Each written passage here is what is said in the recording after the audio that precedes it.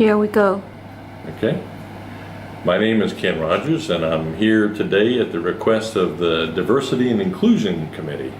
And we'll talk a little bit why that is a great reason to discuss strategy in just a bit. So we've been working with all our regional segment teams to develop some long-term strategies for growth. And let me tell you about that process.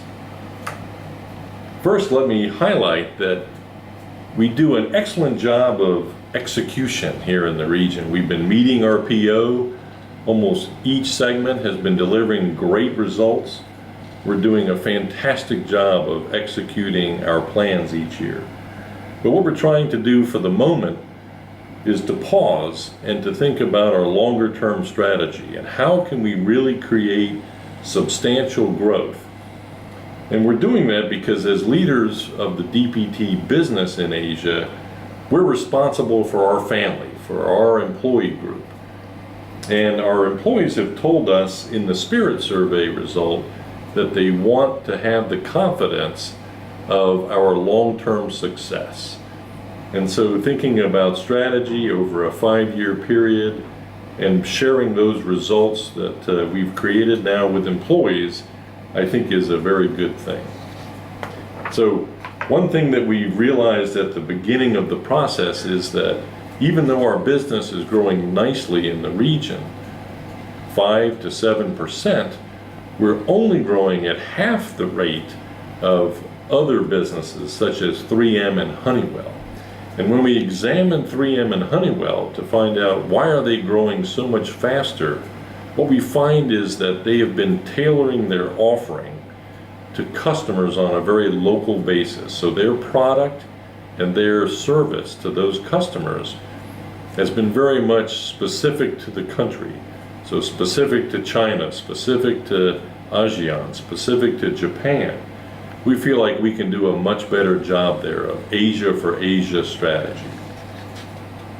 So that's what we've been doing, in fact.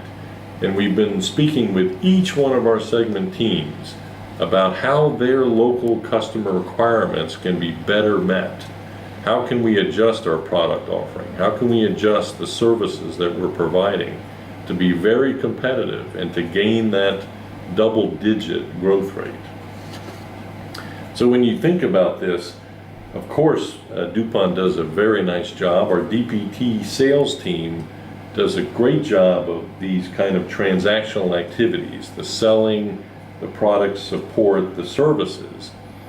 But unfortunately, our competitors are doing many of the same things very well in Asia, and they're doing that at a lower cost. So for DPT to be successful, we've said that we need to use our unique core competencies, which have more to do with the end user and the OEMs. We need to shift our focus to places where we can do two things. One, create unique value for our products, but number two, grow the business, the overall industry for Nomex, for Kevlar, and for Tyvek. So in fact, we'll have industry effect as well as market share effect if we're successful. So using these core competencies to grow our business in the future in addition to our great selling skills. So we've had a process now that's been going on for several months. Earlier in the year, we created a heat map to guide our process. Where are the biggest opportunities? In this column, we looked at the countries, and in this column, we looked at the segments, and we defined which areas are the most exciting places to focus our growth strategy. So now we've spent time with each market segment team in China, in India, in ASEAN, in Korea, in Japan. We're speaking with each of our market segment teams, and we're asking them to think about a 5-year strategy and a 5-year planning horizon. So that process has been very intensive for our segment teams. They put a lot of work into that.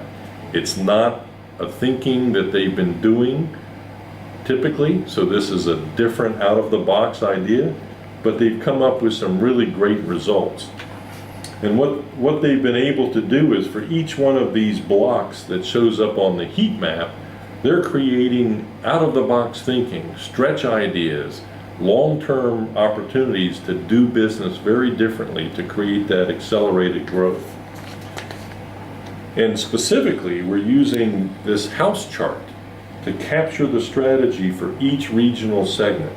And we're asking them to answer questions about the long-term future of their business.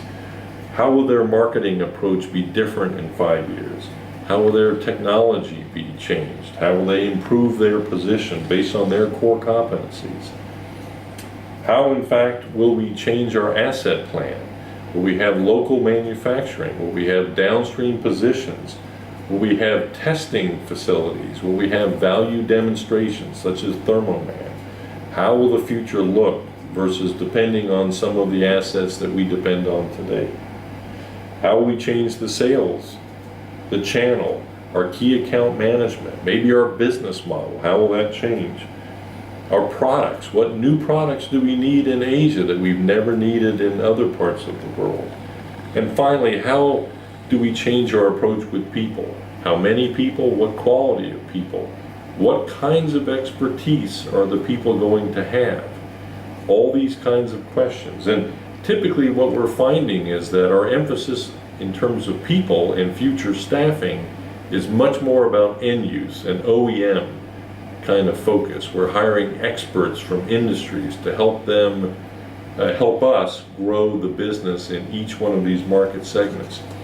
So in fact, every market segment will have a house chart with these stretch ideas, and a prioritized sense of ideas being developed as well.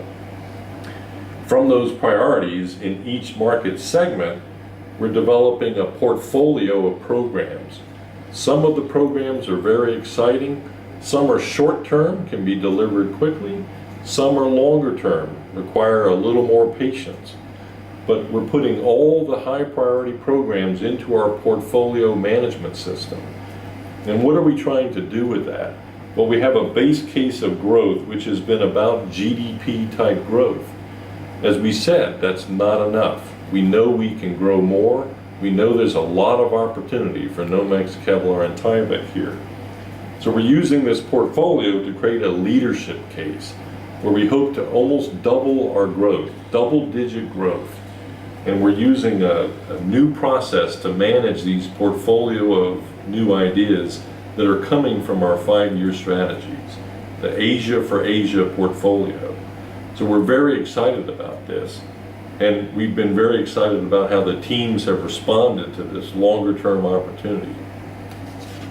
So just a quick summary.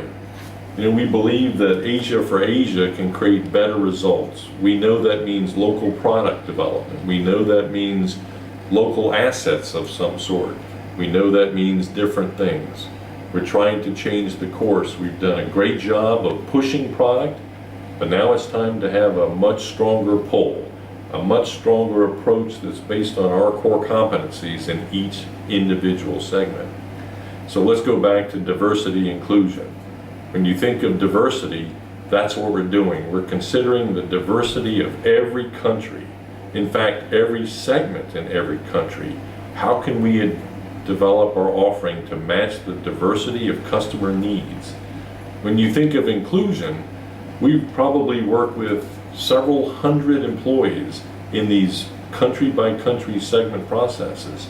So we're using employee input, we're using their expertise, and we're stretching their ideas with the experience of the leadership team here. So actually diversity inclusion is a great trade name for the strategy development we're doing, and we really appreciate the chance today to talk to you about this strategy. Thank you. Still